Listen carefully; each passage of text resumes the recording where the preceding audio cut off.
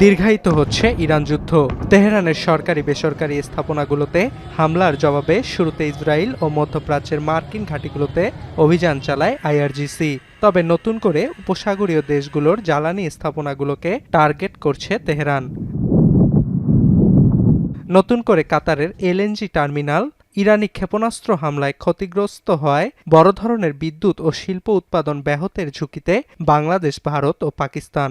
জ্বালানি খাত নিয়ে কাজ করা প্রতিষ্ঠান কেপালারের তথ্য মতে বাংলাদেশের এলএনজি আমদানির ৭০% যোগান দেয় কাতার, আর ভারত ও পাকিস্তান কাতার থেকে যথাক্রমে ৪০ ও ৯৯% এলএনজি আমদানি করে।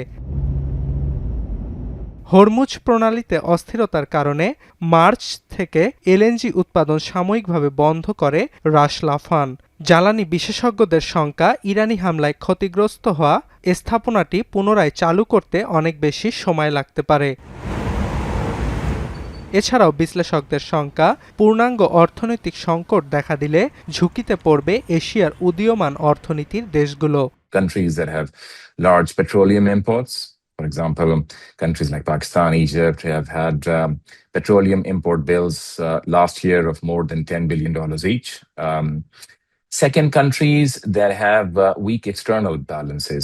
এ অবস্থায় আন্তর্জাতিক মুদ্রা তহবিল সহ অন্যান্য আর্থিক প্রতিষ্ঠানগুলোকে চলমান সংঘাতের কারণে পরোক্ষভাবে ক্ষতিগ্রস্ত দেশগুলোর সাহায্যে এগিয়ে আসার আহ্বান বিশ্লেষকদের।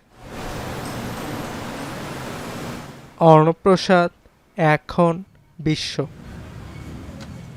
শিয়া বাটার ও ভিটামিন ই সমৃদ্ধ লিলি বিউটি সোপ, তারুণ্যময় উজ্জ্বল ত্বকের জন্য।